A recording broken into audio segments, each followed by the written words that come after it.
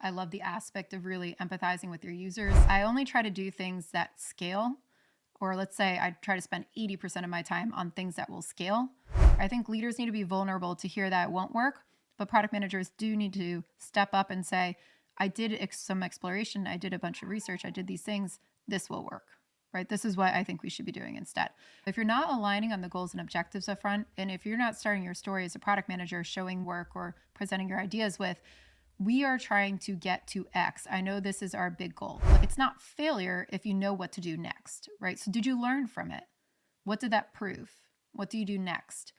Leaders need to respect that we're learning in those ways, in those fast ways, because the faster we learn, the more successful we'll be over time.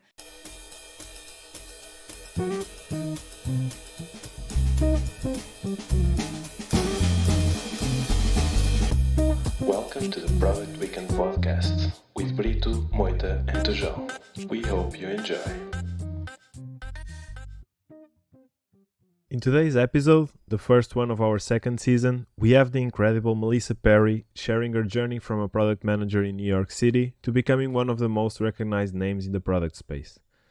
Melissa is the author of the iconic book Escaping the Build Trap and has recently co-authored the book Product Operations with Denise Stiles. Stay tuned as we dive deep into product management insights, the importance of failure, and how to foster a culture of learning. Don't forget to follow and rate our show to support us in bringing more valuable content your way. Melissa, welcome to the Product Weekend podcast. Great having you here. Thanks for making the time. And our listeners already know how this starts, even though it's the first episode of the second season. We're keeping some of the things that went well in the first one.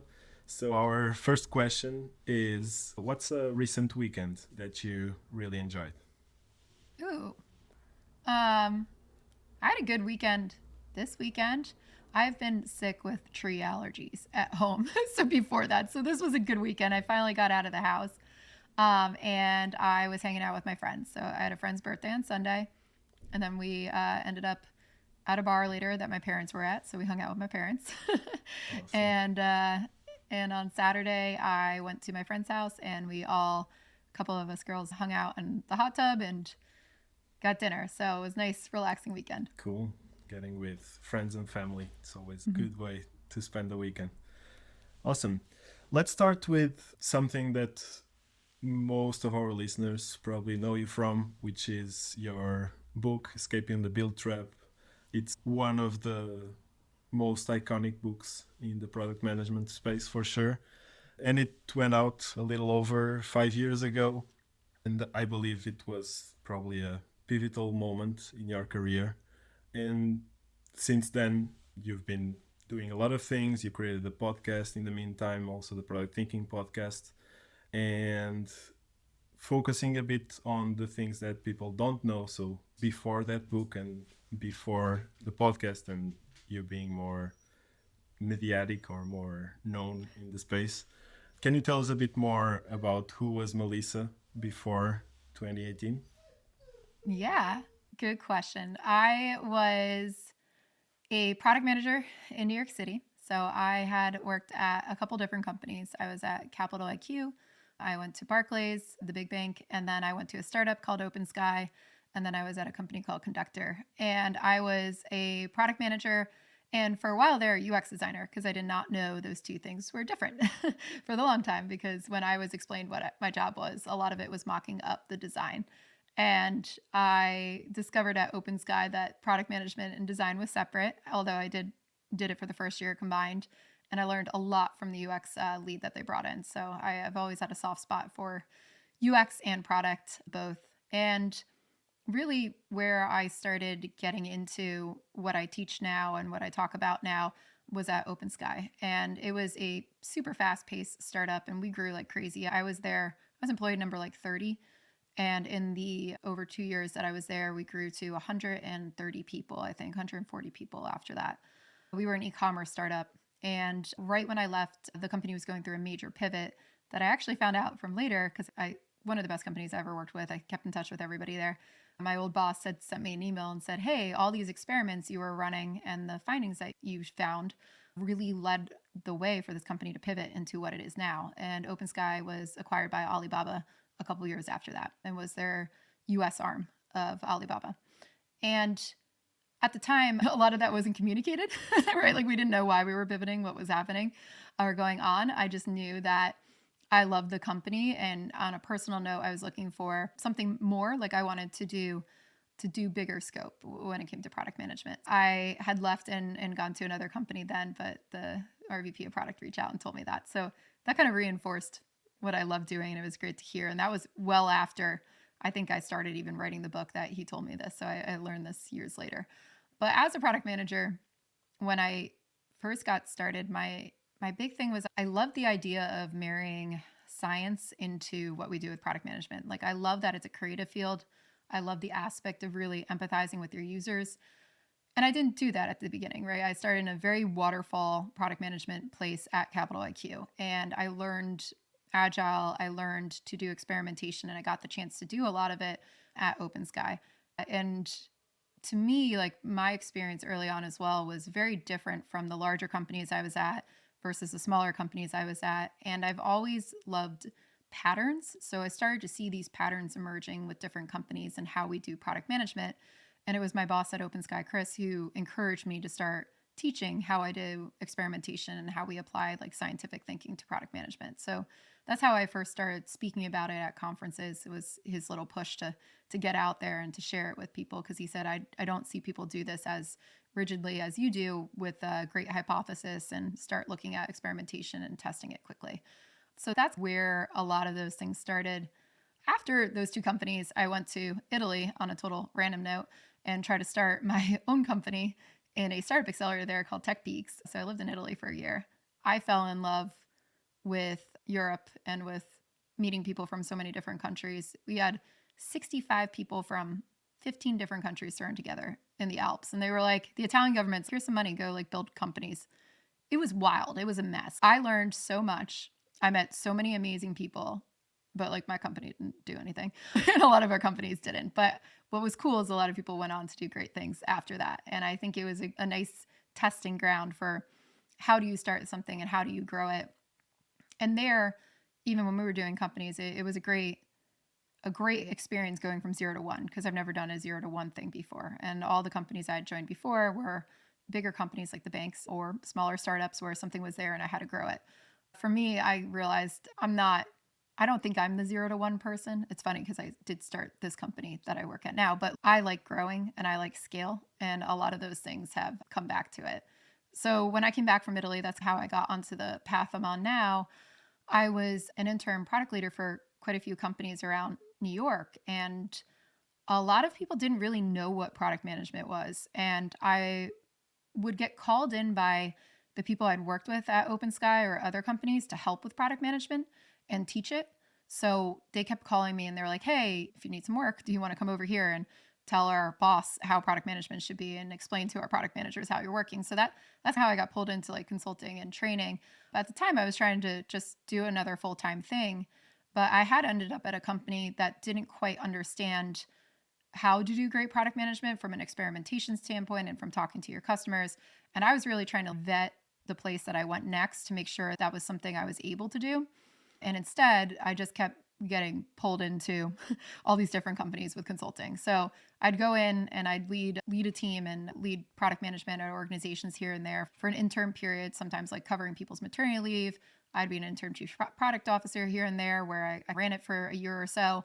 And then I was doing other things at the same time. So that's where I was focused when I came back. And that just kept growing and growing.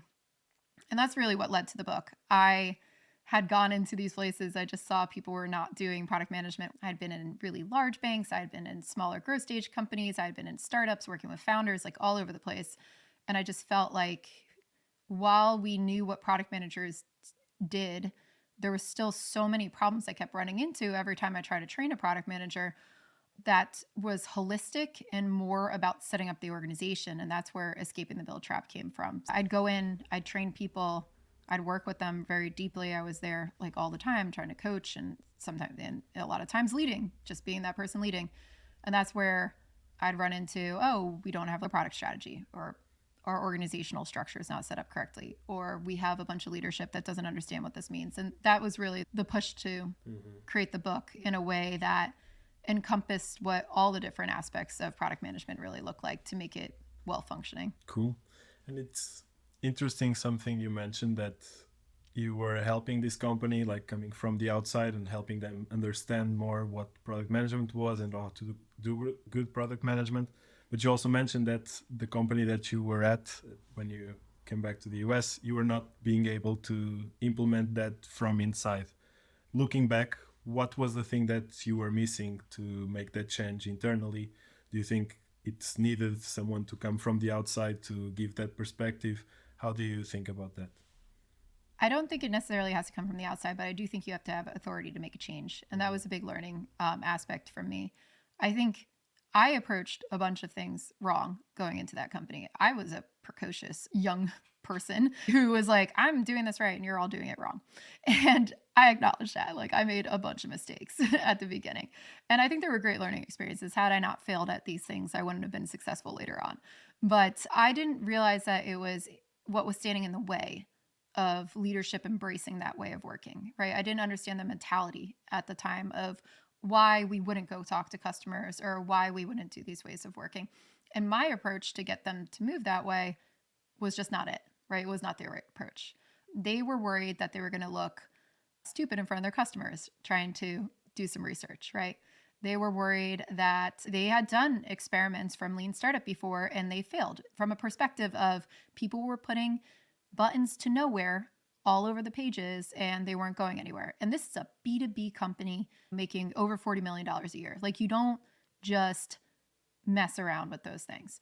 And I did not appreciate that fact, right? Because I had come from these other places that were experimenting that embraced it very easily. And I didn't really have to fight with them. They were like, go ahead, Melissa, whatever you want. And if we did have slight arguments, I'd make my case and they embraced it. They were like, okay, cool. And our CEO was the same way. The founder at Open Sky was awesome when it came to experimentation. I was like, if I can save us money to say that this is not the right way to go, can I do that? And he's like, yeah, of course, go do it. Take 2 weeks. I don't care. And he was very chill about that. I hadn't going to other places and doing that. It's not the same culture, right? Not the same way that we embrace it. So I learned a lot about people dynamics, I think, in those areas. Do I think you can come in internally and change things? I do firmly believe that you can do that.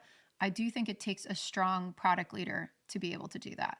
And I've hired a lot of chief product officers in the past 5, 6, 7 years for companies. And I've watched them come in and make that change. Mm-hmm. And I think if you get a great product leader in there and they show the executive team what good looks like and they know how to play that game that I did not know how to play when I was younger, but I got much better at now, and understand and empathize with people, where people are coming from and speak their language, it's totally possible to make these changes. Where outside consultants help, and what I've done as an outside consultant, is they bring in outside perspectives. Mm-hmm. And I've worked with a lot of companies where everybody has been there for a long time, right? Like I work with a lot of financial institutions and that have people who've been there for 40 years. And then they make this switch to working in agile and bringing in product management. They bring in outside consultants because they don't know what good looks like and they look for somebody else to help with it.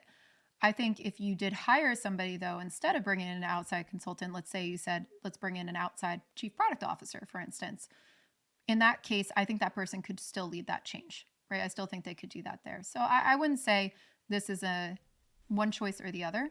I just think that in those places, sometimes also bring in outside consultants. I've had people say to me, they're like, we need you in here to just give people a push, get them excited about this, right? Get people thinking about it.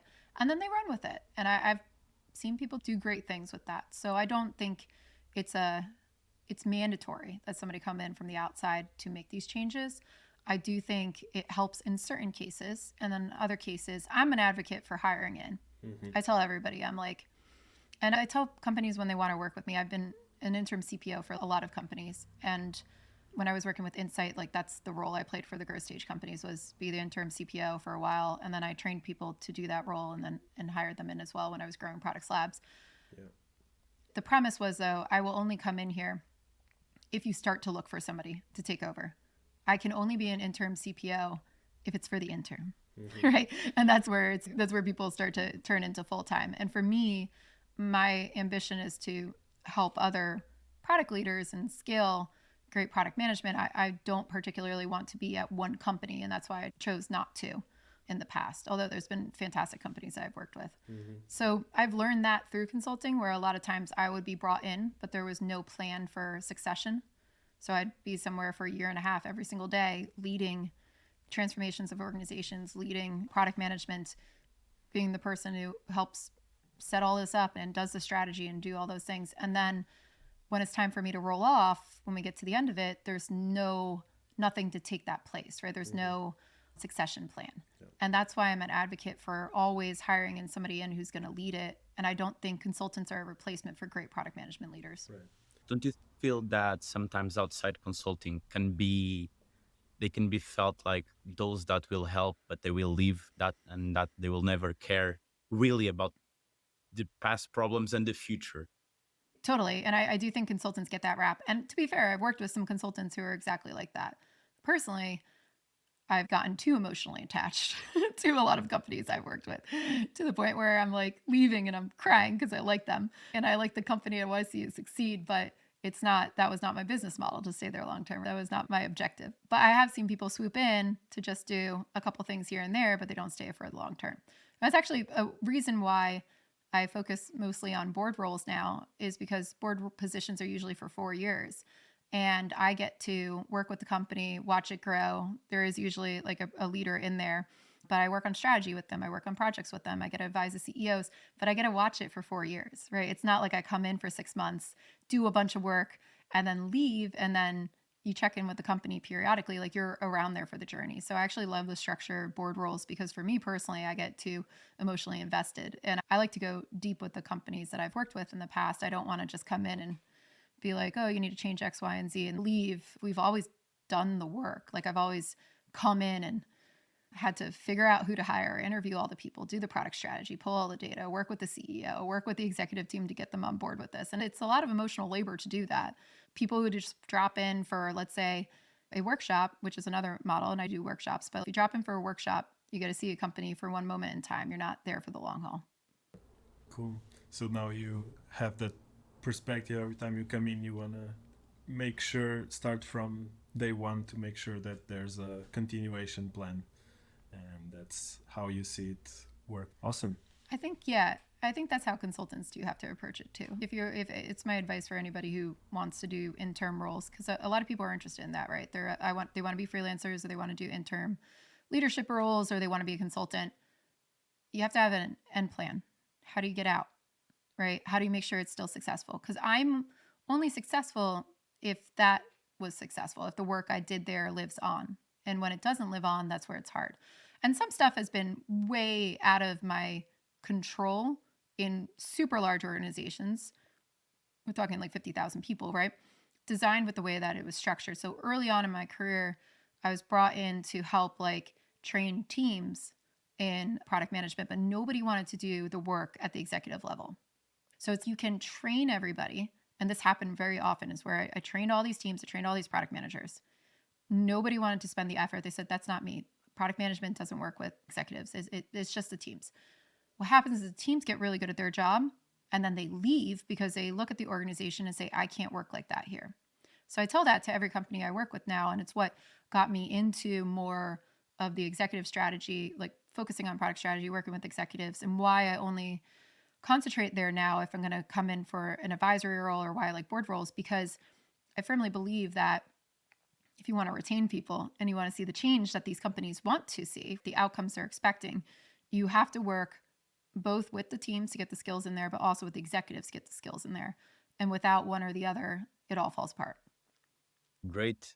And what's your personal mission these days? And another one, like looking for the future. What are your plans for the future as well? It's a great question. I like to do too many things. I'm like, everybody's, what do you do? And I have a laundry list of things. I'm bad at focusing, which is funny because I can tell you all how to focus your company very easily, but me practicing is the hard part, because I love hard problems to solve that relate to product management. So when I see a cool problem or a cool company, I get really excited. And My personal mission, I think about me personally as what can I do that gives the most impact, right? So I only try to do things that scale, or let's say I try to spend 80% of my time on things that will scale, and the other 20% of the time is things that help me learn. So board roles don't typically scale, although I can have a lot of impact on one company, but I get to learn a lot because I'm going really deep. I'm usually working on product strategy with the executives, looking at their growth pattern. I get to watch them for 4 years. So I get to see what works, what doesn't work, and has it scales. And I usually play a heavy handed role in there, working with the product leadership or hiring in the product leadership to set strategy. And I love strategies. I love seeing all different types of strategies. And I've got to experience dozens to probably over 30 different strategies with companies and build them and actually launch them and watch them emerge. So I love that. I love watching how to set up product ops. I like those different pieces. So I do these roles so that I'm not just the person who comes in to do a workshop on one day and then do that for the next 10 years and have no experience, right? To go back in and say, I actually went through this. This is how it's changing. These are how things are changing. So I always try to make sure whatever I'm doing, it's practical. I don't want to just be the advice person who drops a bunch of knowledge and leaves, but never sees if it works, never helps to implement it, never goes deeper on that level. And I've been trying to balance that. On the other piece, it is about doing things at scale to help more people. I firmly believe that the more great product leaders we have out there, the better product management will be at the end of the day. So the more product leaders who can go into companies and know what they're doing, set up that company for success and run it and do well, the more they're going to train their teams to do the same thing, the more they're going to set their companies up for success. So I try to focus a lot of my time on things that will help product leaders. So I do CPO Accelerator so that I can train people how to be product executives. There was a lot of gaps that I had to learn along the way. I've seen others having to learn along the way when it's different between going from an individual contributor or even a VP of product to being an executive. So I teach that class live through CPO Accelerator because I want this group of people to be the next best product executives. And I believe they can go out there and help shape companies, right? I can only help so many companies myself. I want other people to go help these companies. I do Product Institute, which is all pre-recorded online learning at scale because there's a lot of companies out there who are adopting product management. And I said, I need to train product managers.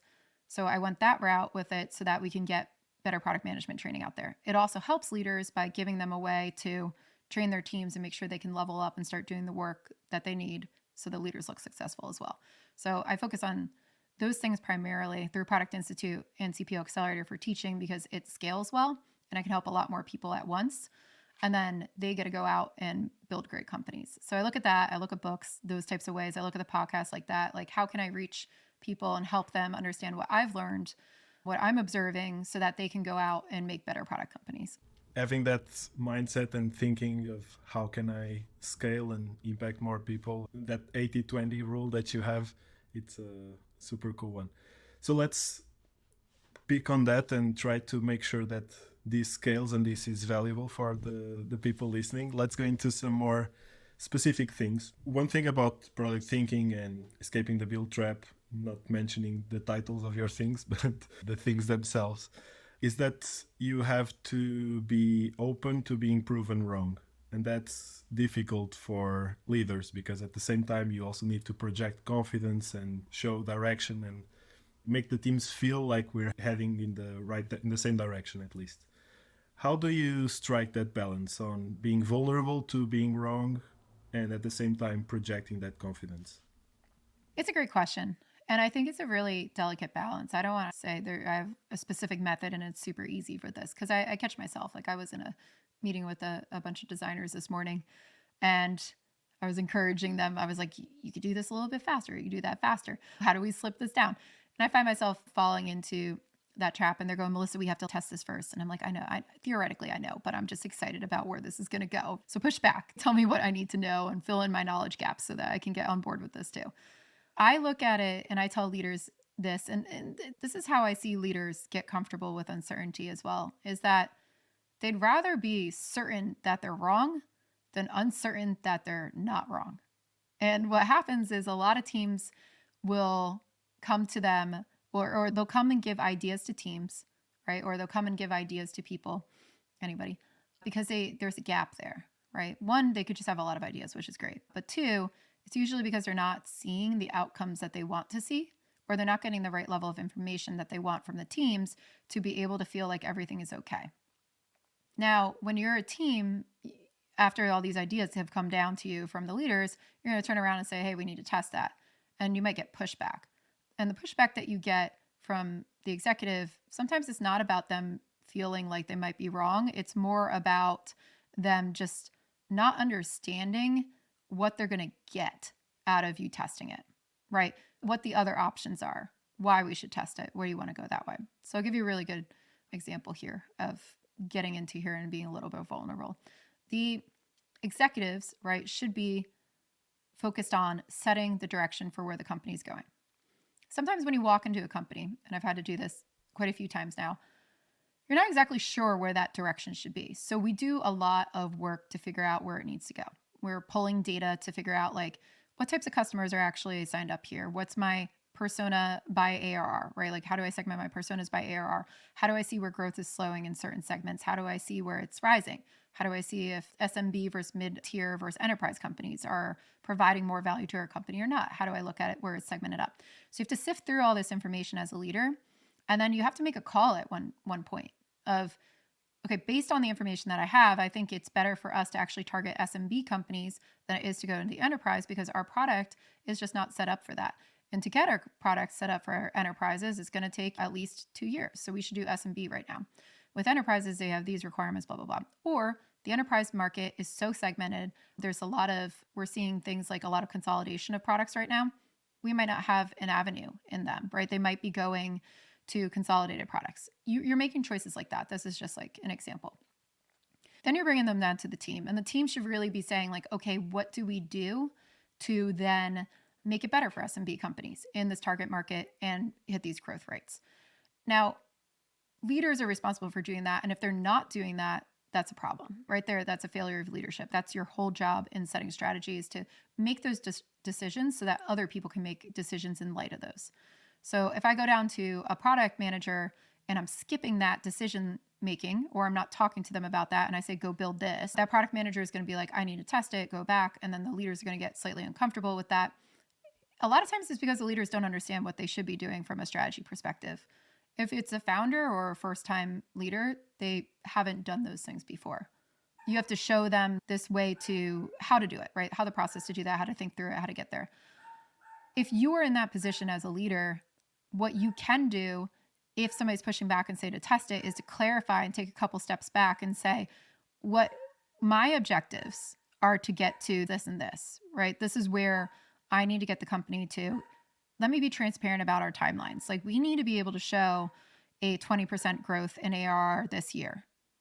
Is what you're proposing to test going to show that 20% growth? When you start to put tests back into lines of that, like lines of thinking that way, hey, you had this idea, but you told me 20% was what we needed to get to. This is only going to get us 1% growth. We probably better off putting our people around something that's going to get us more. That's when leaders start to go, okay, I don't mind being wrong because tell me how I'm right.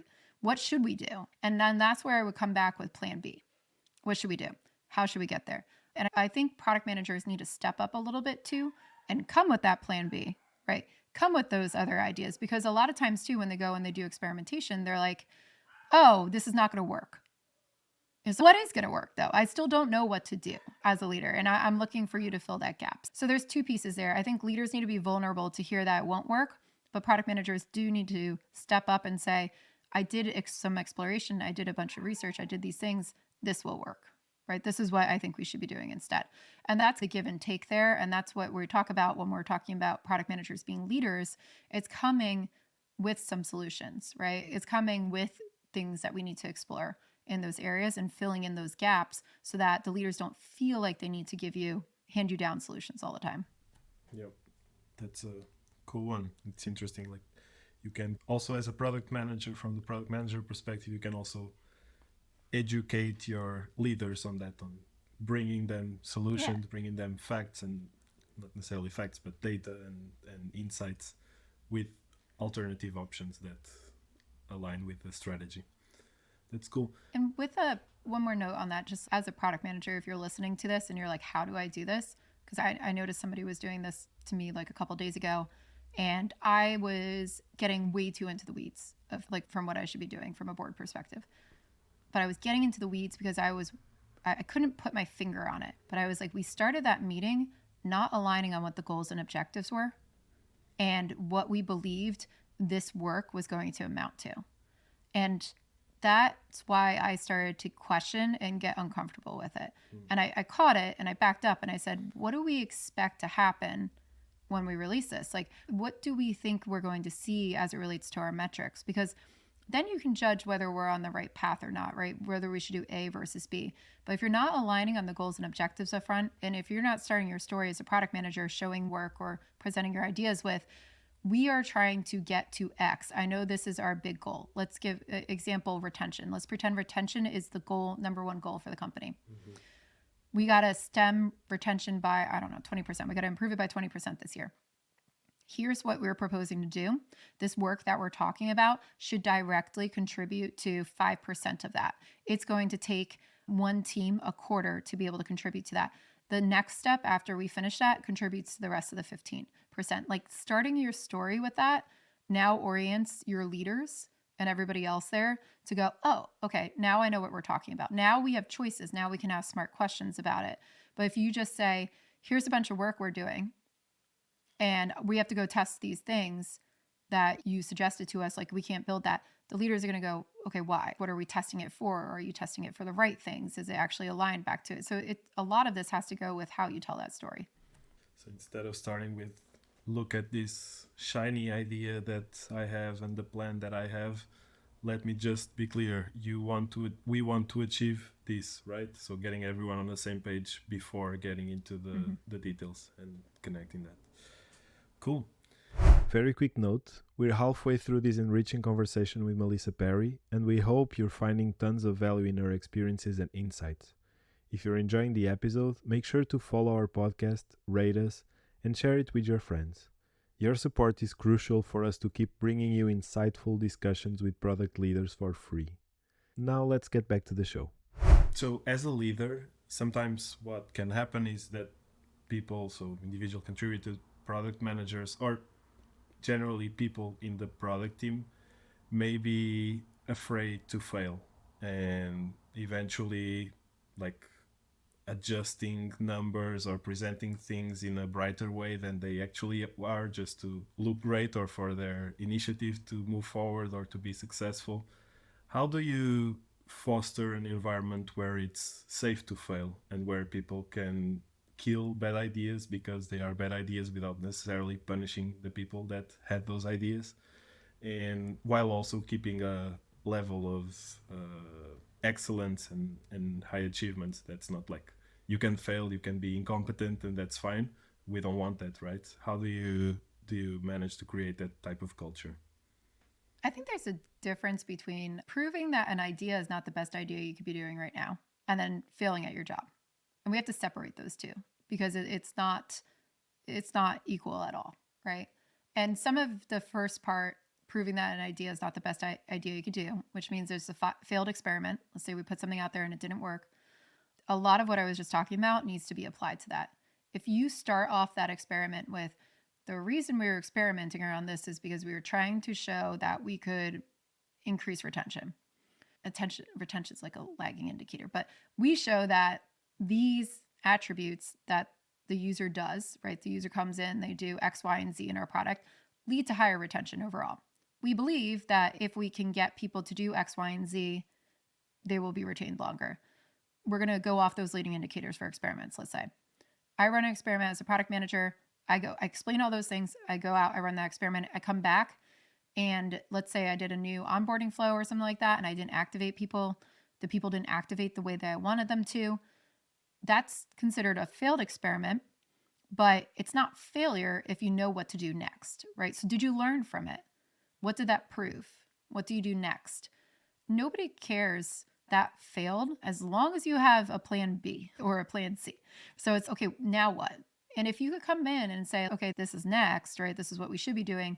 I learned that people don't want to do that, or we're targeting the wrong people, or the people who did sign up recently got mixed messages, or we didn't execute the experiment correctly. That's learning, and that means you could take another step forward. Leaders need to respect that we're learning in those ways, in those fast ways, because the faster we learn, the more successful we'll be over time. And it means that we don't go down 6 months down the wrong road.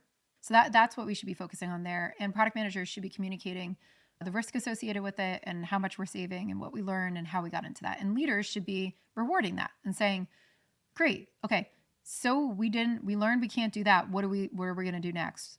What's your next plan? And product managers need to respond and have something ready, right? This is what we're going to do second.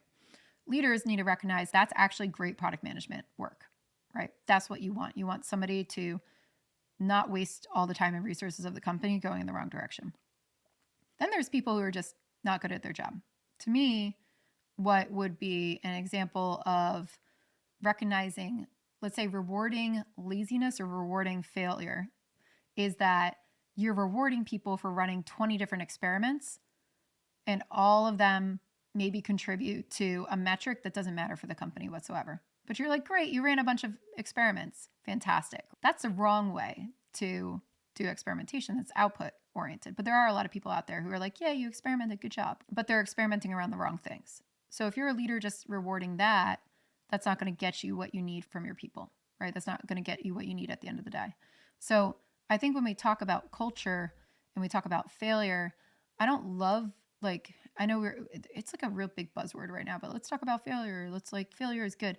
I do agree. When you fail, it gives you a learning experience. And I failed a lot in my earlier careers at certain things and I learned from them and it made me better for it. So I think failure is just as powerful as a learning tool if you learn. And if you don't learn, failure is moot, right? Failure is not good. Failure is just a waste of time. And that's what we have to separate there. Having a duty to always learn from mistakes. Like, you can make mistakes, but you have to always learn from it. That's cool. Thinking about, you've met a lot of leaders, worked with many of them. Also, you have the CPO Accelerator program where you teach these leaders and help them become better at their jobs. What are maybe a couple of your favorite product leaders you've met, and what are people you admire as product leaders, and what's special about them? Ooh, good question. Got like a bunch of them. One of my favorite product leaders who I've known for a long time is Brian Buda.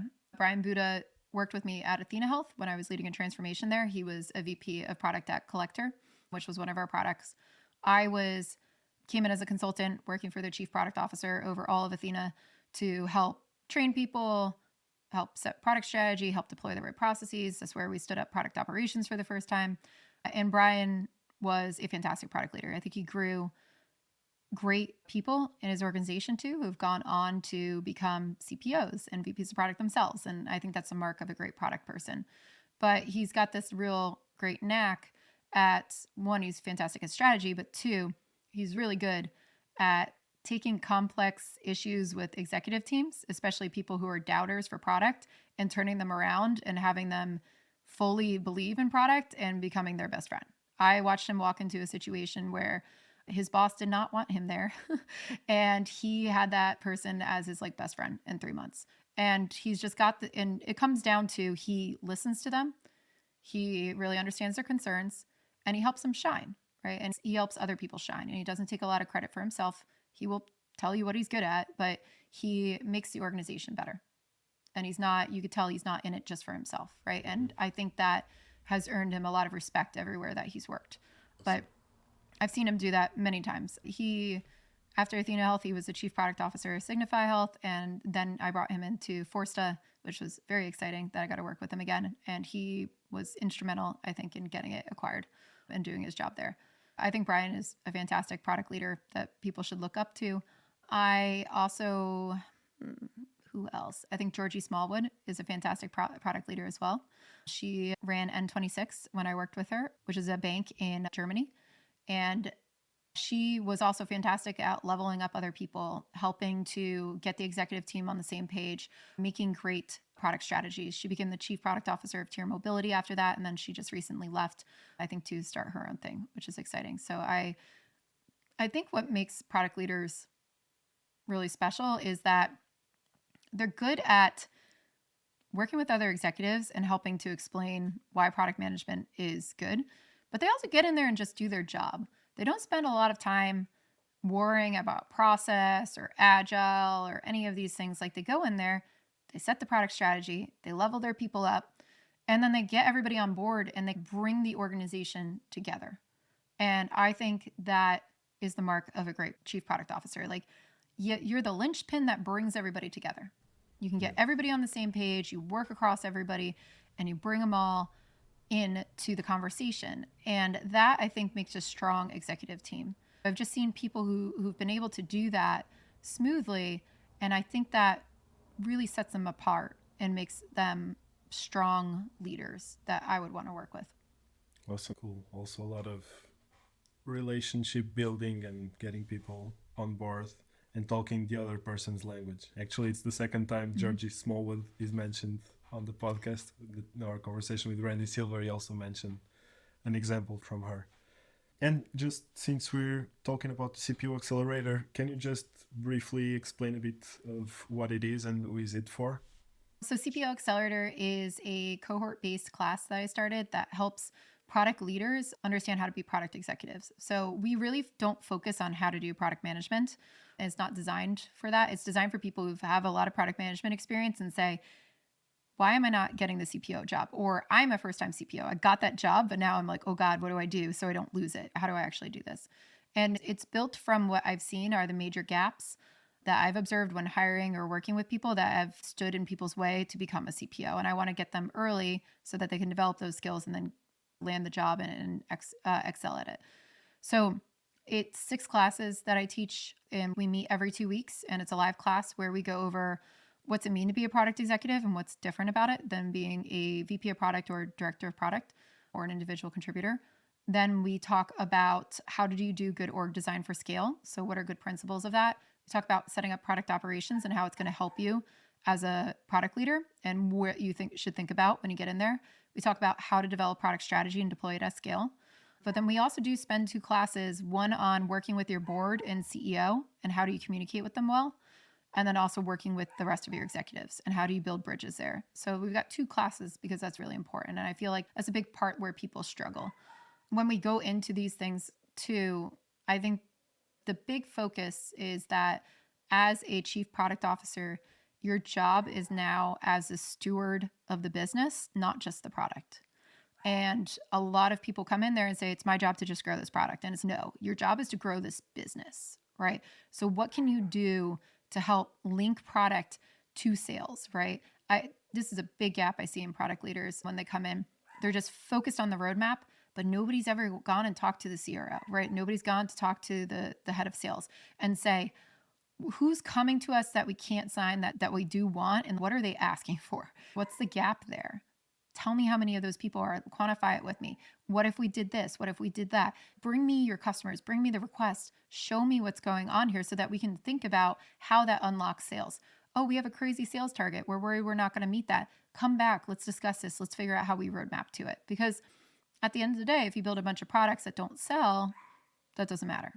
And that's the piece that I see product executives really understand is how to connect all of their decisions back to how it grows the business. And that's an art and a science, I think, that leaders need to learn to be successful.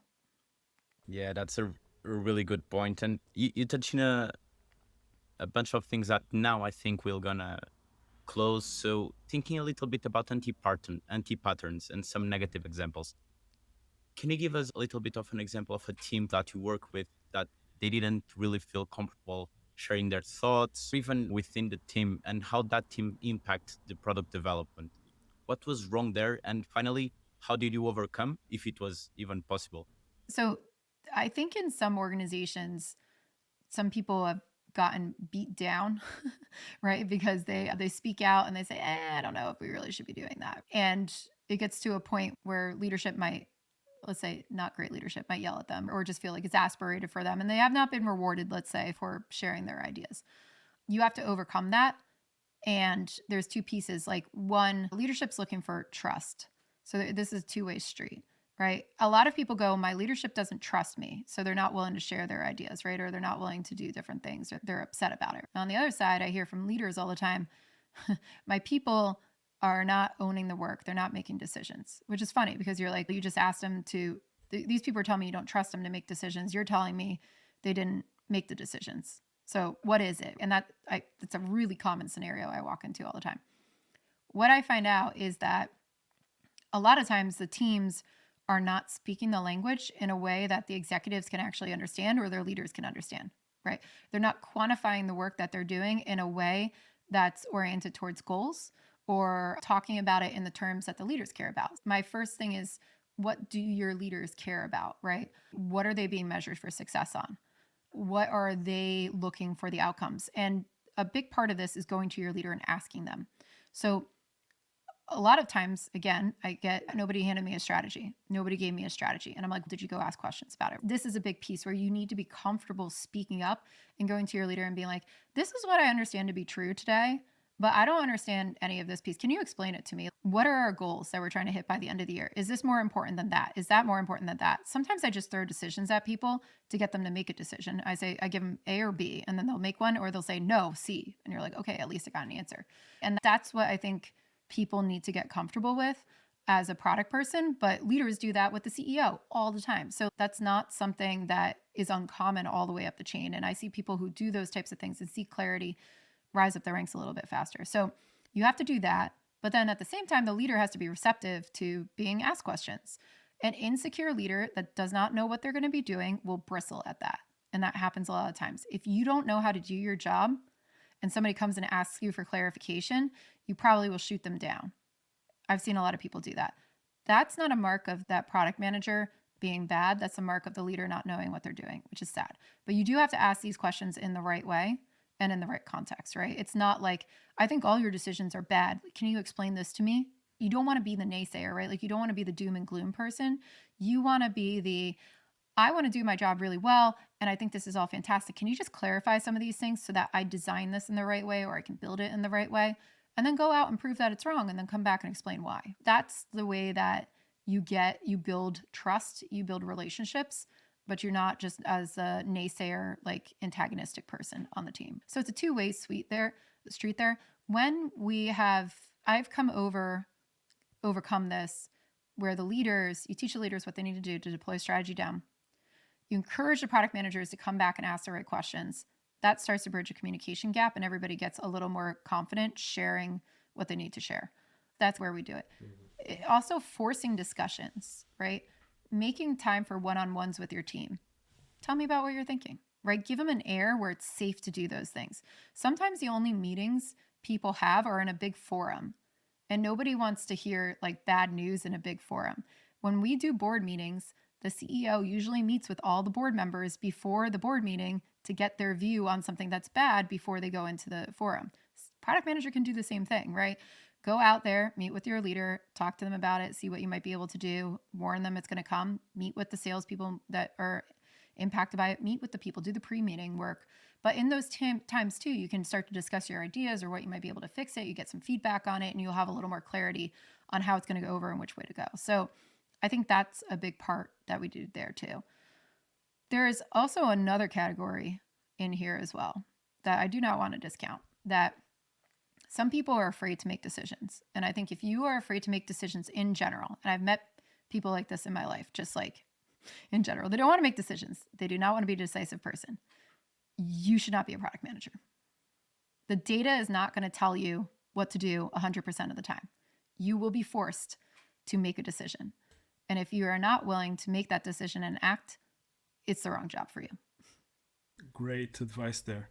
Let's try to wrap this up since we are almost out of time. We had another topic we wanted to discuss with you, but I guess we'll have to do a round 2 at some point, maybe for the next season, because you recently launched a book called Product Operations with Denise Styles.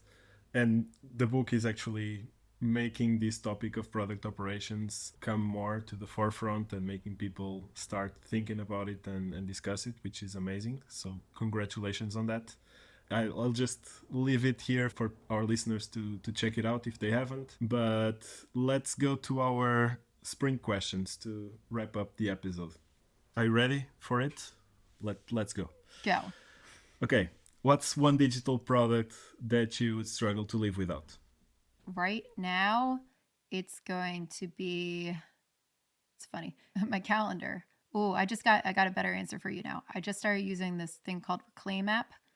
It's got an AI in it. It's like Calendly on steroids where it gets to plan my work in it. That's been planning my day. I'm very happy about that. So Reclaim. Awesome. Cool. That's a nice one for people to check out. And what's the most underrated skill in product management? Communication. All right. Cool. To the point. And if you could shadow any product manager or leader for a day, who would it be? And the two already mentioned cannot be the one chosen. Exactly. Oh yeah. No, I'm like, see, for me, I want to shadow the people where I'm like, what is going on in that company? I want to shadow Elon Musk at X to figure out what the hell is happening. Like, I'm curious. I really want to know what's going on. So whoever is in charge of leading product there, which I guess is him, but maybe the person, not him, because that could be interesting. So whoever's leading product there, I want to know what's happening. Awesome. Cool. If you actually manage to do it, let me know how it goes. I'm also very curious about it. I guess you have better chances of having that access. But yeah, Melissa, thank you so much. We have the release notes, but we'll have them after you leave to let you go for your other commitment. Thanks so much for the time. It was great having you. Thanks for having me. Thank you, Melissa. This was an awesome episode, and I hope you're still on that side. We still have the release notes as we're gonna keep it for this season as well. So yeah, also let us know what you think about it. Brito, do you wanna go ahead and make us a summary of this amazing conversation? Yeah, let's go. If you're hearing the release notes before hearing the full episode, you definitely need to go back and listen to the full episode because there's a lot of nuggets and examples that you should check. But yeah, let's go with a recap to make sure that we got the main points. Yeah, let's go. But just a quick comment: this was for sure the best episode for season 2 that we could expect. So let's start now. Open Sky was the really open door as a product manager for Melissa, and the idea of empathizing with users and applying experimentation as a product manager was really what made her also fell in love with the area. After Open Sky and after a quick run in Italy, that Melissa tried a 0 to 1 experience and found out that was really not for her. She really did a lot of intern product leaders jobs in a lot of companies around New York, and during that time, she felt the urge for writing Escaping the Build Trap. And because a lot of the things that she was seeing happening and recurrently, then she was like, okay, let's put it out on words. Moving on, you need to have authority to make a change. That's a really powerful statement. Outside consultant brings outside perspectives that can really help. However, it's not the only choice. As a consultant, you really need to have an end plan.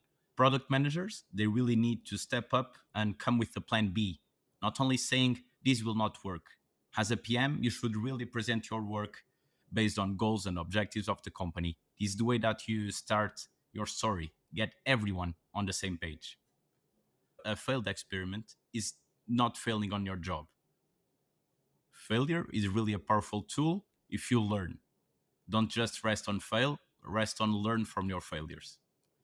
Leadership is really looking for trust, and a lot of the times the teams are not speaking the same language as the leadership, and that can be really tricky. So encourage really your product managers come back with the right questions on the right context, on the right places. Some people are afraid to make decisions, and if you are like that, you should not be a product manager. Data will not tell you 100% of the time. And with this, we're going to end our release notes. Awesome. Thanks for the summary of the main points. It was a really great episode. Let us know what you think in the comments. Leave us a review and make sure to follow our show because we will have many more episodes coming very soon with exciting product leaders. Thanks a lot for tuning in and for sticking to the end. And see you on the next episode. Bye, everyone. Thank you for joining us in this first episode of the second season of the Product Weekend podcast. We hope you found the discussion as enlightening as we did. Before you go, please remember to follow our podcast, rate us, and share this episode with your friends. Your feedback is crucial in helping us create content that matters. Join us in 2 weeks for another episode. Until then, keep innovating and pushing the boundaries of product management. See you in the next episode.